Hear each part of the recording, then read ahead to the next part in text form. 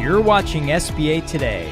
With all the latest news, stories, and advice, here are your hosts, Paul Long and Tanya Mazurek.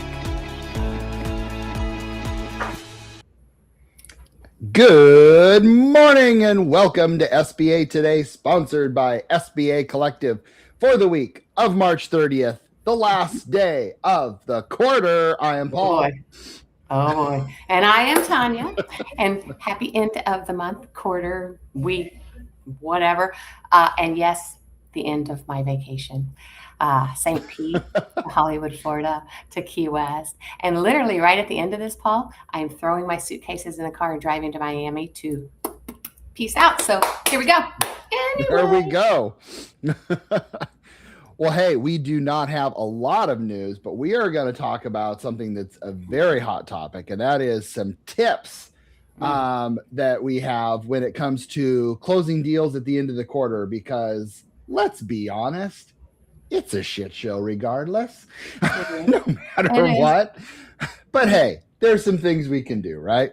Now, I'm curious on this one, Tanya, because I'm having issues with IRS being even pickier than normal or not reading. Are you having issues with tax transcripts or being rejected or anything like that? I reached out actually to my back office because I don't do a whole lot of that, right? And when I did, they said we haven't had any slowdowns or anything along those lines. So, okay. Paul, I think they don't like you. So it's my problem. Sweet. I think thanks. It's a Paul problem. That's right. Oh, lovely. Yeah. Well, anyway, Paul, but before we get into the rest of that, we do have the SBA relocating to Washington Metro area, district office to Herndon, Virginia from Washington Metro. All right, this ought to be interesting. So they relocated its Washington Metro area district office from downtown Washington, D.C., to Herndon, Virginia. The new location provides better access for small business owners and more cost-effective services for taxpayers. Okay. The agency continues to evaluate each of its field offices to measure performance and ensure the responsible use of taxpayer funds. The SBA also continues to pursue relocation efforts for all field offices currently located in sanctuary cities. Politics. Anyway, including Atlanta, Boston, Chicago, Denver, Los Angeles, Minneapolis, New York City, and Seattle. DC was on there. I think this is the first one that they're moving. So. I think they were talking about that, and I think they finally did it. I was curious when they were going to do it or how they were going to do it. I know, right? So it'll be interesting. Well, welcome to the SBA these days. Right, where nothing ever. Interesting. Changes okay. Go ahead. We are going to go in, to some of these tips because I think that's a very good takeaway for all of us and a very good reminder. I don't care how long you've been in the industry. Sometimes you just need a kick in the you know what? As a reminder, right? So the biggest thing is front load clarity with your team. So what does that mean? So the quarter end is not the time for ambiguity. Like, let's just figure it out or wing it. No, it never works. Yeah. Lenders should be sending single, clean bullet point summaries to their closers because let's be real. The closers are super busy too, trying to get everything done. Mm-hmm. So it always goes back to the lender. How are you managing your deals? And notice that doesn't say processor, closer should send a single clean bullet point summary. It's lender. Lender. Do your job, lender. That's us. Yeah. And auditing your files before the closer does. Try to get in there. Try to know what's needed. If you give them a messy file, you're going to have a messy closing. That's the number one guarantee in life. As you as the lender, have you verified equity injection, life insurance status? Have you submitted the assignment? That should not be down to oh, dude, come on, man. That should not be down to the last wire. If that crap hasn't happened, back in But freaking underwriting. It may not there's close. also the insurance agent could be landlord waiver. Dear Lord, that's another thing that I was on a podcast yesterday and I was mentioning that. We've had so many issues. That should be done at least started halfway through at minimum. How about corporate documents? Like, do you have them? Are they signed? You should have that early. Girl, there is so many things you think you should have, but that's not always the case. But again, where deals fall apart is usually when there is a rush at the end. And it's not because of complexity, because you're missing the basics. So keep an eye on that. Well, the funny thing is I always, when I get to the closing process, I tell my borrowers, dude, I'm taking off that crown and I'm giving it to the closer because number one, I don't know what's going on. That does not mean I step away and nothing is happening. What that means is I'm following all the documentation and the rules that my closer is telling us that we need to complete this. I've already done a lot of stuff up front, right? Following that. And then I'm the strong arm. I'm the one going back sometimes to borrowers that might be slow in getting things and letting them understand, dude, this is on you at this point. If we don't have it, we don't close.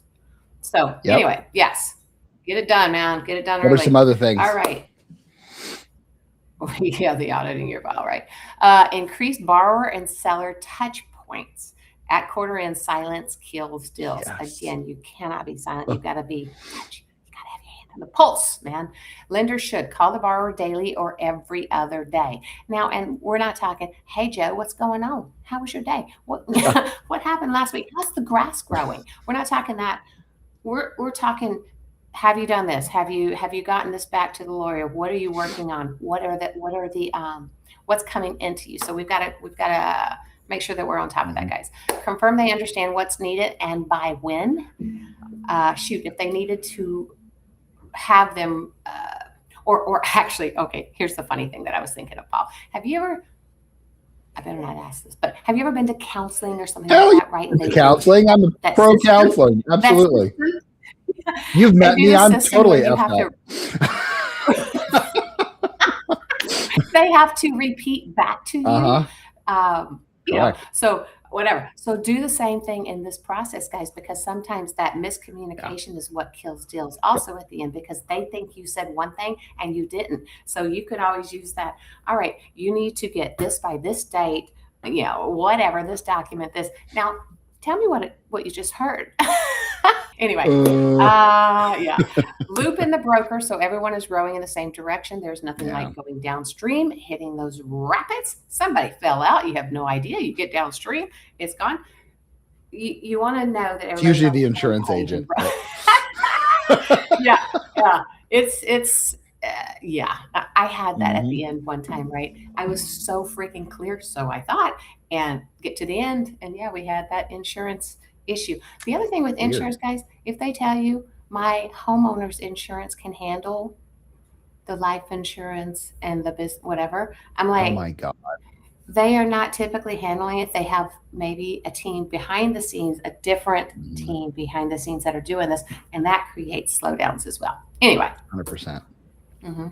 Doesn't always work right. Correct. Next, pre-clear anything that can become a bottleneck. We talked about life insurance, landlord waivers, environmental questionnaires, business valuation questions, entity formation issues. This is not the time to find out that you have a trust hidden in between something. We've all done it. Okay, we've all done it. But especially when you hear the T word, that's when my heart usually drops. Gift letters, source of funds, all of that. I think we kind of beat the dead horse on that one.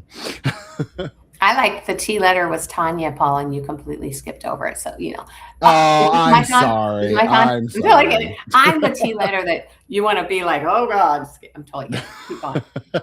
And you always want to send clean, consolidated communication, one email per day with the status of the summary, one checklist that everybody uses. One thread for all closing related communication. That is really huge. And it just reduces confusion and keeps the closer somewhat sane, because they're never fully sane. And then they can ask questions of you, right? They can ask questions of what does this mean? Because that happens a lot. And then they don't want to come back and ask a question. They think they know what's being said, and they don't. So one is really good. Yeah. All right. Protect your closer's time. Remember, yes, we are that front end. We are the ones that are protecting what's going on and helping it get to the finish line, right? So protect your closer's time. Closers get crushed at quarter end, crushed, right? And the other thing, lenders, we don't know what they've got on their plate oftentimes, and they could have multiple deals from other lenders as well that they're also trying to get through. Be cognizant. That's a guarantee in life that you're not the only one. I know, that's surprising. Oh. The world does not revolve around you. Exactly. I know. My wife has to remind me of that often. It's Paul's world. We're in Paul's world. That's right. Anyway, a lender who shields their closer gets their loan closed. I tend to tell my borrowers again, like I said, at the end, they're the ones that are ruling the roost. They run the show. They know what T needs to be crossed, what I needs to be dotted. I mean, because have you ever had that, Paul, where the borrowers, they're just not listening to your closer, and they come back to you left and right thinking that you're going to tell them something different, and it's like, I can't get around. That's an eligibility rule, either with the SBA and or with our team of what we need. That ain't flying. I can't go on that. All right. Escalate early, not at the last minute. If something's stuck, always happens anyway. Get out. Landlord, landlord, insurance, seller docs, title. Oh, that's fun. Escalate as soon as you sense that there's some friction going on. Don't wait to the last minute. That will create a deadline being blown and or a deal being dead. So what else here? I want to add to that though. Oh my gosh. And I want to add one really important thing. Today or the end of the quarter is the day for you to send your closer lunch, send them cash, send them flowers, send them whatever you think is appropriate for that is very important. I hear he's talking on here and telling everybody bribes. No, it's what I call pet the kitty, where you're taking meow. Right, exactly. Pet the kitty. Oh my God, you're awesome. And of course, stay visible and responsive. If you have a bunch of deals and you decide to go on vacation, you are really gambling. Yes, and and I'm sure Tanya has not had to work at all during her vacation. But the end of a quarter is not the time to go on vacation. Sorry, Tanya. I'm not your boss, but sorry. If you got teams, be green, be alive, respond quickly. If they ask you to bark, you say, how loud do you want me to bark? Keep your phone on. Be very careful. If you look at my calendar, there's a big red bar across this entire week. And it's my reminder when I'm setting appointments or doing whatever, I need to avoid this week because I need to be flexible to dive in and do this or help out with this. Same thing for you as a lender. And of course, be available for those last minute signatures, clarifications, all that fun stuff that pops its ugly head. Very ugly, very ugly. And mind you, I didn't have a whole lot. So actually I closed one when I was gone, but I also went to see them. I wasn't able to be there the week that they closed because they were in Hollywood. And so then I went to see them the very next week. I posted something on that. They were so awesome, cool. So much fun. Anyway, so I did that, and then I only have a couple others in underwriting. So I was okay, and I was able to do that. You know where I screwed up though, and I will remember this because it stressed the crap out of me. Is I'm going to go on vacation, but I'm also going to be working, which is true. Yep. But the focus is challenged. The focus is challenged because, you go to different places. So I think you got to remember that because then you get stressed out, you stress yourself out with work and you stress your vacation out. So sometimes I think it's good to just say, And then what's the point of vacation breathe if you're all you need stressed to. out? Exactly. And I did it to myself. Anyway, okay. Mentally prepare the borrower for the pace. Oh, this is a biggie, right? Borrowers often think the lender is the bottleneck. Now, sometimes we can be, don't get me wrong, but it's not often. Oftentimes it's because, everybody has a different people that they're waiting on, and different documentation, different third party. Anyway, they must respond, or at quarter end, the borrower needs to understand. This is a goodie. They must respond same day. Why do they not? Anyway, they must sign quickly. They must provide docs without delay.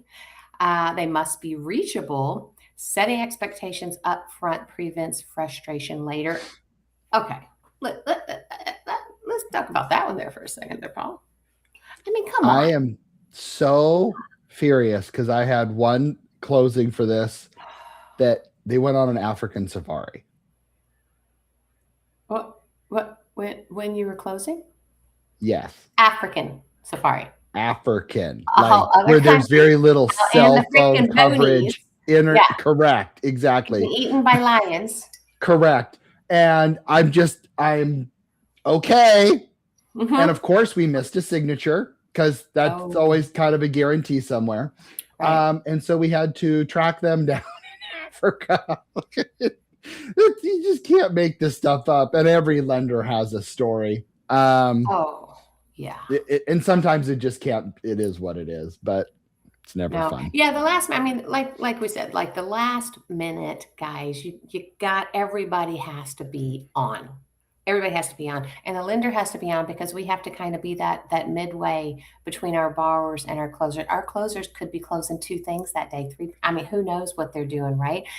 And so if they're reaching out and you're on it, you are backing them up. I mean, I do that oftentimes. I'll see the email. I'm not waiting for them to freaking see the email. No. I'm texting their butts and being like, yo, did you see this? You need. So, they might not like I have a lender this morning that's going to the insurance company's office to sit there until it's done.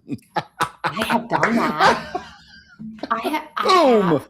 Well, you never know, man. And it is true. Yep. So if you can be at a closing, to be honest, anyway, if a lender can be at the closing, it is so freaking helpful. Like, we're nationwide, so oftentimes that's not going to happen.